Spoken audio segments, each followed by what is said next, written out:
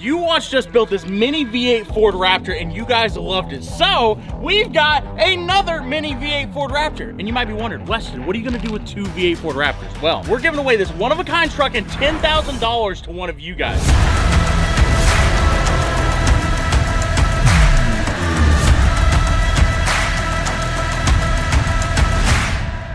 This is a Ford F-150 Raptor with a V8 in it. It's been custom built, custom shortened, Raptor suspension, Raptor interior, touchscreen radio, and a 5-liter Coyote V8 in it. If you want to get entered to win this truck, all you got to do is go to westenlakescake.com. We completely overhauled the website. There's 30 new shirt designs, hats, hoodies, accessories. There's even socks.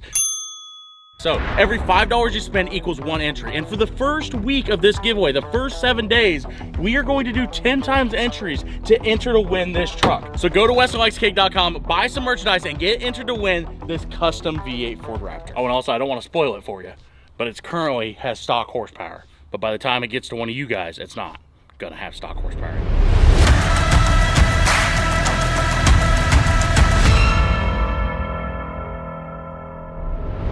Guys, on today's episode of things that Weston might have abandoned in the grass for a long period of time, but we're coming back to, we're gonna finish, I bring you a cop car. I'd like to say we've done some stuff with this, but I'm pretty sure, have we touched it in like 3 years? The last time we touched it was when we put it right here. So yeah, it's been a while. Anyway, long story short, what I'm trying to tell you is this car is insanely cool because we have a twin turbo kit built for it. We have a 426 Hemi from Blueprint. We have all the stuff to make this thing a really cool drag car. The problem is with it, we have left it in the grass for like the last year or two, and it's literally got a garden grown in the engine bay. And he's currently have to take a shovel, to dig out enough to get a tire on it so we can actually get it inside the shop. While this thing's been sitting in the grass, we've needed parts for other cars. So we've accidentally robbed parts off of this thing. Pretty sure we robbed the power steering system off of it. We robbed the springs off the back. We've robbed a lot. All right, watch out, here I come.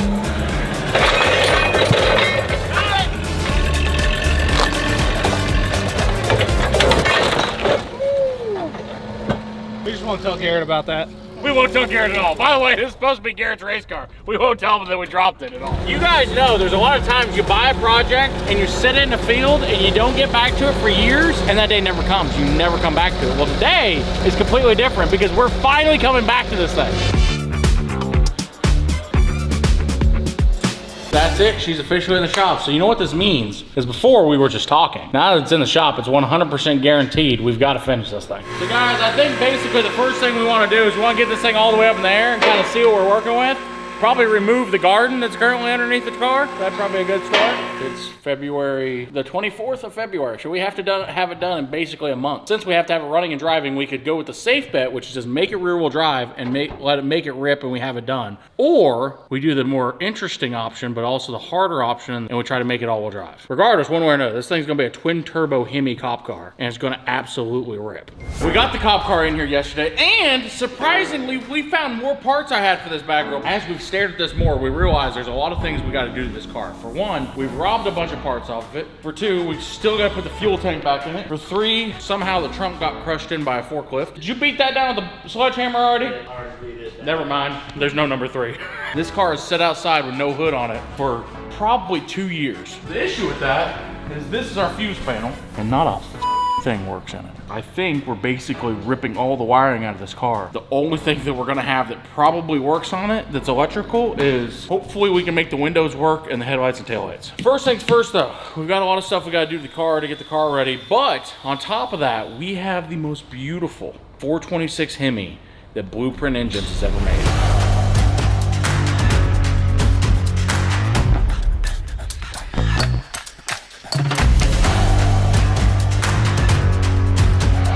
I know that probably just cut from that epic montage of the motor. Well, that was a few months ago, and since then, we've taken all the turbo kit off, but where we're at right now is our 426 Gen 3 compatible Hemi from Blueprint needs all of the accessories that's gonna make it fit into that car put on it. But for right now, that is a stage 5 Turbo 400, so it's gonna be twin turbo, Turbo 400, trans brake. This thing should go fast. Oh, hello, sweetness.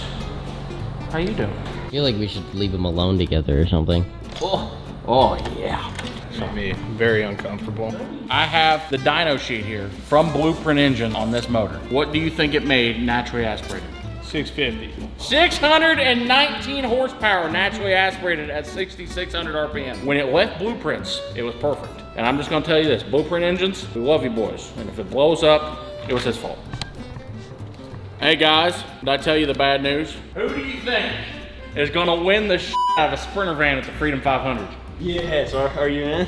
Yeah, I'm in, baby. You've never seen this fat boy drive as hard as I'm gonna drive to win that Sprinter van, because Cletus, I'm just telling you this right now. Fill my van up with diesel. I'm coming for it. Chris, what would you rather ride down the highway in? A VIP Sprinter van or a short bus Duramax with a hood stack? 1987 Pontiac Fiero GT. Man's loyal. Ladies, if you're looking for a man, that man is loyal. If you look anything like a 1987 Pontiac Fiero GT, he'll never leave. Dude, fat shaming is the way of the future. We stopped fat shaming people, people started becoming weird. Oh, you're recording? Yeah. Oh, hi. Well, anyway, like I was saying, this valve cover here, real nice.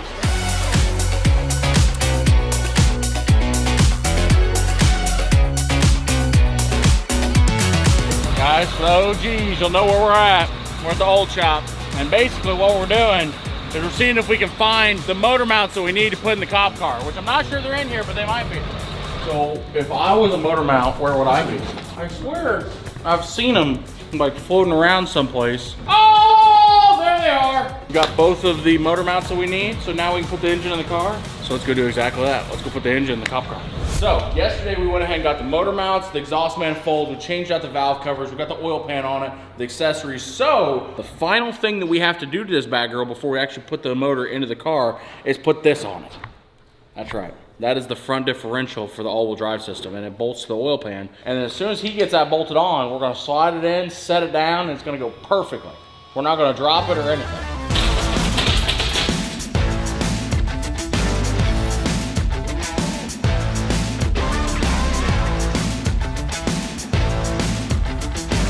Oh, I'm on mine. Are you in there? Yep. Ha-ha! It's in! The bad girl has landed and we didn't even drop it. Basically ready to fire up. Plus about 3 more weeks of work. Guys, here's the deal. You know what? I'm really gonna try to change my speech pattern. But if I say, guys, here's the deal one more time and catch myself doing it, I'm just gonna be annoyed because I told myself I was gonna stop saying it. But anyway, guys, here's the deal. So we've got the motor inside the car and we've realized that we might have a massive issue. And the issue is, this is our beautiful Turbo 400 we're gonna put in this car. The problem is, the starter goes right over here on the passenger side, which the issue with the starter going right there is that's where the differential is. And I don't know if you know this or not, but 2 things can't occupy the same space and time at the same time. So we're gonna go up with the car and see if we can actually fit this transmission on without having to pull the front diff out of it. So the starter goes right, I don't think there's any way. Here's my plan. You don't have a plan, do you? No, I don't have a plan. I feel like that's just not gonna fit. Here's our plans of what we're actually going to try to do. For one, we can take that front diff out and probably make it work. Or for 2, fit on that subframe won't fit our turbo kit. So basically, if we switch subframes, the turbo kit won't fit. But if we run this subframe, we can't run a transmission. I think long-term plan is we build a new subframe completely from scratch so we can make it all-wheel drive. But for right now, we'll just pull that diff off, throw the motor back in, and make it work. The more and more we look at the cop car, the more and more we realize she needs less things. No, that's not what we realized. Needs more things. That's what we meant. This rear subframe is not actually out of this car. This is out of another car. Basically, we're gonna take this rear subframe back out of it and then put the subframe that belongs in it back in it. Whoever's not scared, hit that button right there. That was not scary.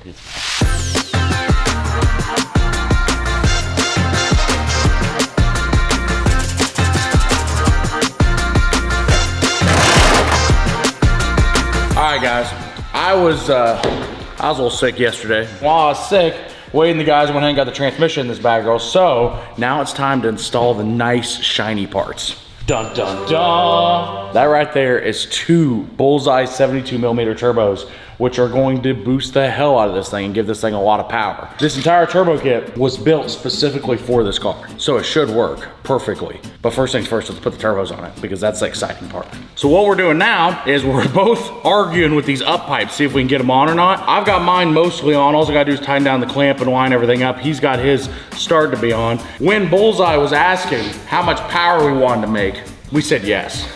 Because this right here, I'm pretty sure these turbos have the ability to make 2,200 horsepower. Ho, ho, ho, ho. Oh yeah, that looks sick. Okay, my turbo fits. How's yours fit? I mean, it's on there. All the pipes look like they're going in different directions. So guys, we got both the turbos on the car now. So it's time to set the intake on. So this is the lower intake with the intercooler stack in it. So basically what happens is air gets taken from the turbos and gets blown through it like that, and then gets blown through this little radiator that's in the intake, and then this has cold water going through it, and as all that's blown through it, cools it down, then shoves it down in the motor and it makes a lot of power. So this right here, it's 12 o'clock on Tuesday. You wanna know how you know? Anyway, long story short, we gotta put it on. And ta-da! Basically now, all we gotta do is put this nice little pipe right here. Oh. This is the first time I'm actually seeing this turbo kit on this car in like 2 years. It looks so freaking good.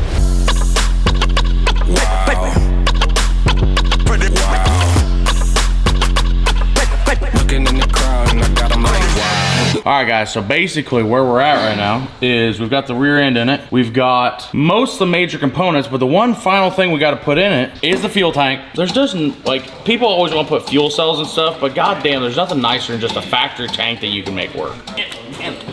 Get in your hole. There we go. Thank you. So if I let this down, it shouldn't fall on our heads. Installed. Now let's be very, very quiet. Because here we see in its natural habitat a wave. He's stuffed all the way deep down underneath the dashboard looking for a wire that he can't find. But don't worry, after a while he will find it. And when he does, he'll make this thing run again. See, if you're wondering why car guys always have bad backs, it's because of shit like this. It never fails. The wiring you gotta do is halfway up underneath the dash, and the only way to do it is to sit upside down in the car. Hello. How's your wiring going? Wonderful. In case you didn't know, this cop car is an old canine cop car, and also it's set for about 2 years with the windows down, so the interior is not in great shape. So we're gonna rip out basically everything inside the interior, and then we can start applying electric to things and see if it works. Enjoy this awesome time lapse while we gut the interior of this car. Boom, cut the clip. You guys are still here, aren't you? The editor always does this. He always just makes me look stupid by cutting at the wrong time.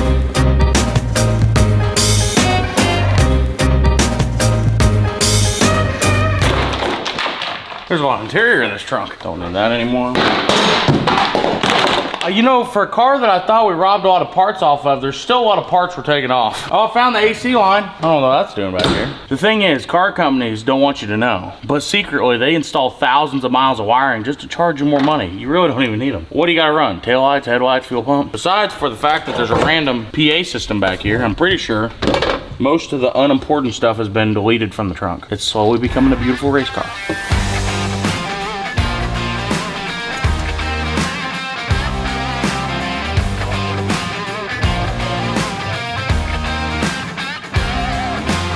Okay guys, we got a bit excited on putting this thing back together, but the dash is back in the car now. Wade's currently working on wiring up the ECU over there. While he's doing the wiring, I think I'm gonna try to put a fuel system in this car. So we've got 2 Holley pumps inside the factory fuel tank on the cop car. And all we gotta do is get a fuel line ran from the tank up here to the motor and then run the return line back to the tank. After that's done, the fuel system should be completely wrapped up. So guys, last night we noticed that our valve cover looks absolutely fantastic, except for the fact that this breather hose is in the wrong spot because now the coil can't plug in if we put the coil in it. So we can't plug in 2 of the coils on the motor. So I'm gonna pull this valve cover off. He's already got the other one over there. We're gonna move these ports over just a little bit. That way we can actually plug in the coils, and then we're gonna paint it and throw it all back together.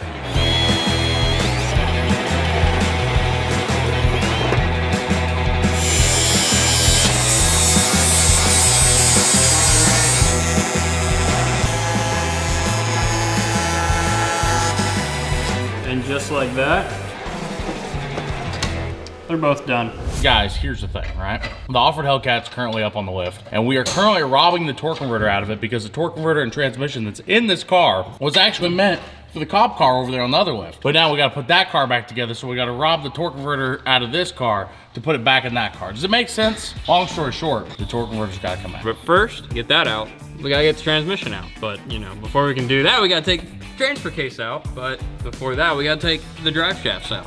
So that's what I'm working on right now. I gotta get this absolute monster of a drive shaft out so I can move on to the back and then, you know, start working my way forward.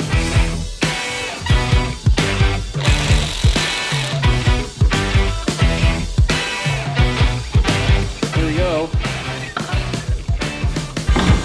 There you have it. One torque converter. The next step is we got to get done with all the engine work, and then after that we'll throw it back on the lift and we'll throw this torque converter in. So guys, the thing is, right? We've been feeling really, really fancy while building this car. So fancy, in fact, that we're slowly, as we're starting to talk, becoming more and more British. So we are going to be installing things fancy around here. That doesn't fit.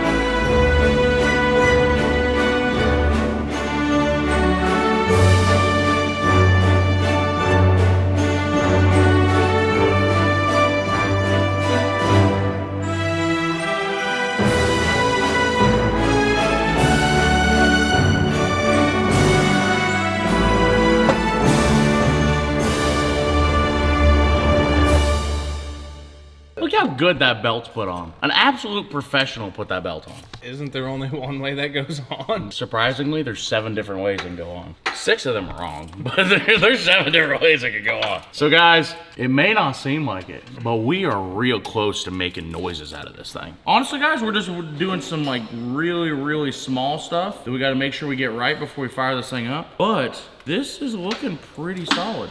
We took and have a set of Holley pumps in the fuel tanks of this, which should support like 1,500 horsepower. But when we put them in, we decided, oh, we'll just take and wire them together on top of the fuel tank. But I think there's supposed to be a crossover tube inside, and it's leaking fuel pressure to inside the fuel tank. So right now we don't have any fuel pressure at the engine, which means we can't even begin to start it because, well, I don't know if you know this, they need gas to run. Try it again. It sounds like it's doing something. You ever had a fuel regulator fart at you? Okay, do it again.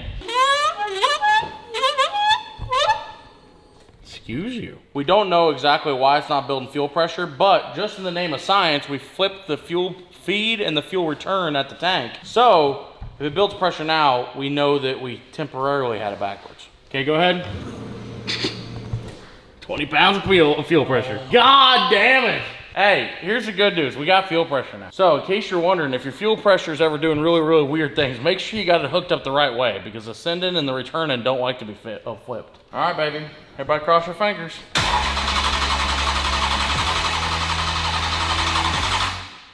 You see, you notice how it didn't roar to life? That was weird. Go ahead.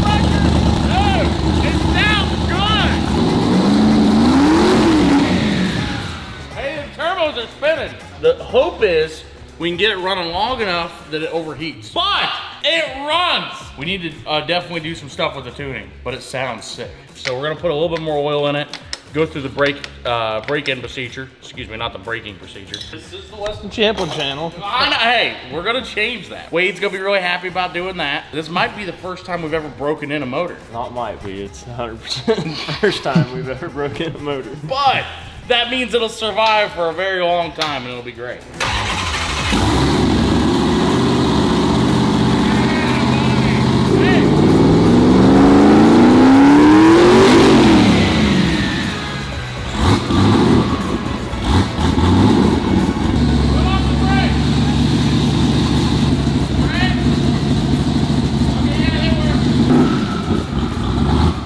Dude, for the first start, that was pretty good. We did run it for long enough that it got some break-in oil in some places. I'd like to run it for a little bit longer if we're actually gonna do a break-in period, you know?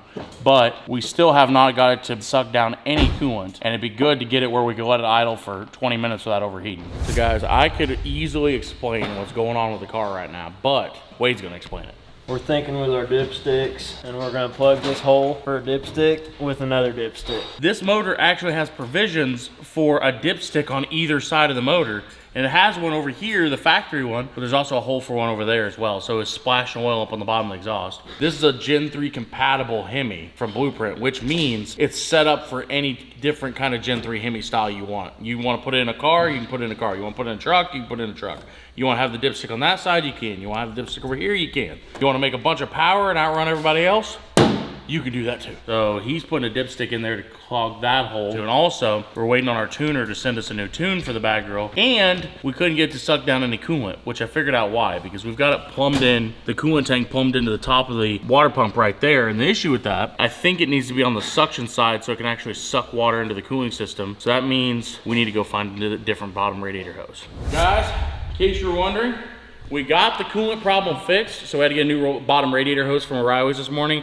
Put that on, and I think we have it plumbed correctly where the coolant tank should now work. So we're gonna fire this thing up and see if we can let it run long enough that it doesn't overheat. Guys, you also might be wondering what this weird ass stack is on the driver's side turbo. Well, our tuner needs a really, really good O2 sensor reading. The problem with that, the stack was this long and the O2 sensor was right here, which means at idle, it would suck fresh air back in the stack on certain revolutions, and then the O2 sensor wouldn't read right at idle. It'd still read right up on RPM and up on boost and stuff, but to get the idle really dialed in, we got this long tube on here that looks kind of dumb, but at least the O2 sensor will work so the ECM knows what's going on with the motor. So, guys, I just wipe thread sealing on my redneck science hat. Both of us are gonna have to go to WestonLakesCake.com and get some merchandise now. And also, that's okay, because if you go to WestonLakesCake.com and buy some merchandise, you also get entered to win the mini V8 Raptor. So, Can I win it?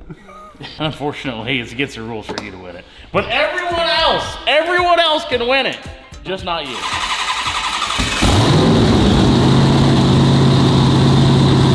Guys, you want to know the good news? It's staying cool. 179 degrees, it's not getting hot. Guys, we just flushed the fuel system of all the 93 octane that was in it, and now we're pouring E85 in this bag grill, and should be able to fire it up on E85 and go put it on the dyno. Go ahead, Ron.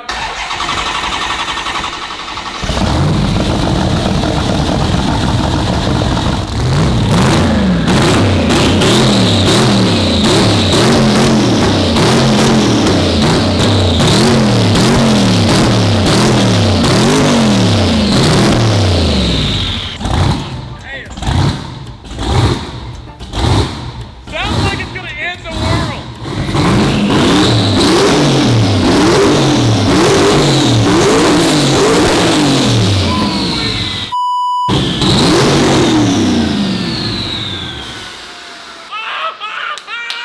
It shoots flames. That is awesome. I don't even know if you caught it on camera, but it shot a flame out that stack like this long.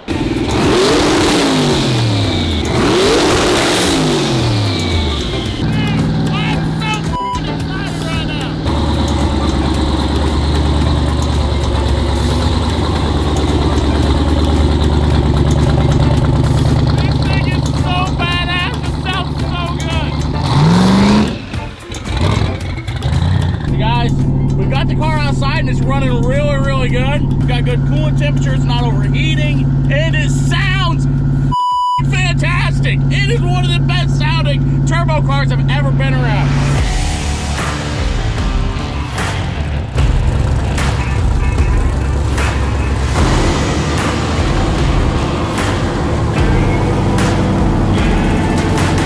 It made 600 horsepower NA. Now it's got two 72mm turbos on it. The thing is, I have no idea what this thing is going to make. Logan's already said what he thinks it'll do. He thinks it'll do 730 horse. What do you think? 880. I'm thinking 800 flat. I don't know. We're getting ready to find out. The good news is we actually broke in the motor. The motor's got some runtime. It hasn't overheated. We've let it cool down. All we gotta do now is fire up the car and turn on the dyno.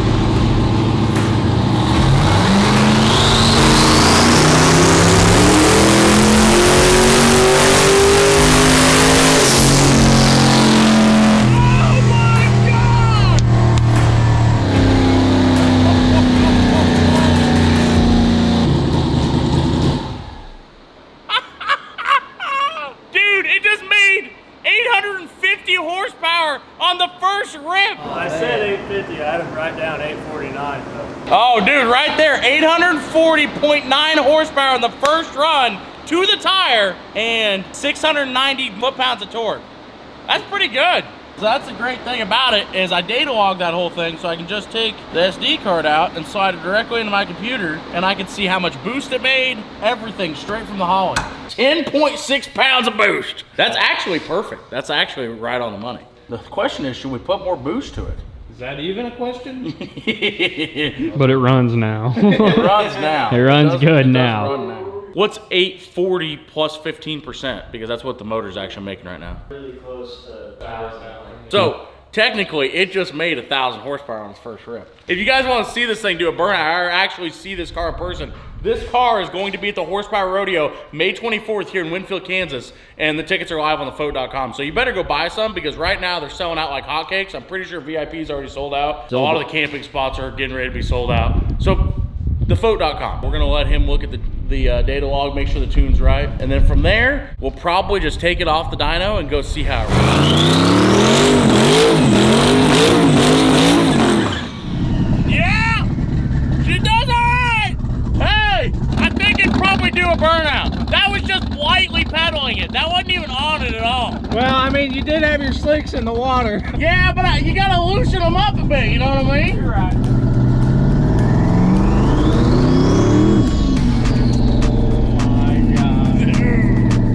This thing is so baller. Is this your new favorite car? I think it might be.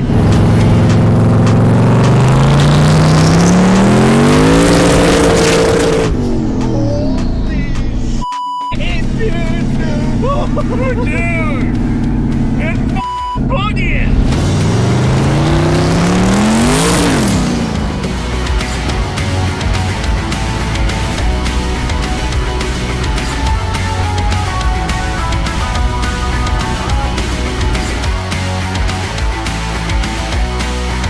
Alright guys, the thing is, there's one final thing I've wanted to do with the cop car. And I've wanted to do this for a long time, but as you can see, she's sitting on the trailer, and you might be wondering, why is a twin turbo 1,000 horsepower cop car sitting on a trailer? That's because we are going to do trailer burnouts. And also, we've got the giveaway Raptor pulling the trailer, so in case you guys was wondering, yes, the truck is capable. If you want to get entered to win this awesome one-of-a-kind F-150, go to the website, get some merchandise, get entered to win this awesome F-150. That also can pull twin turbo cop cars while they do burnouts.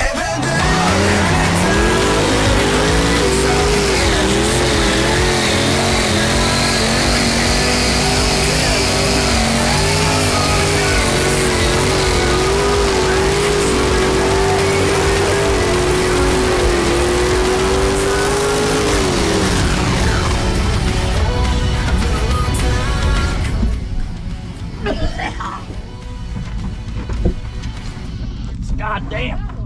I can't even breathe. Holy shit. Dude, I've never had a car feel that full of smoke that quick. Like, I just put in third gear and I just was lightly on the gas. It's just blowing smoke everywhere. Well, I can officially say I've done it. I've done trailer burnouts. Guys, I'm not gonna say any more. If you like the videos, make sure you hit that subscribe button. We're trying to reach 5 million in 2025, and we just reached 4 million subs, so. Also, that Raptor is freaking badass, so make sure you guys get entered to win. How'd it tow? Oh, it towed good. Wasn't paying no attention. I was looking back and I was just seeing how much smoke was flying. Was there smoke? Oh, there's a lot of smoke. I couldn't tell. After about 30 seconds, I couldn't see anything.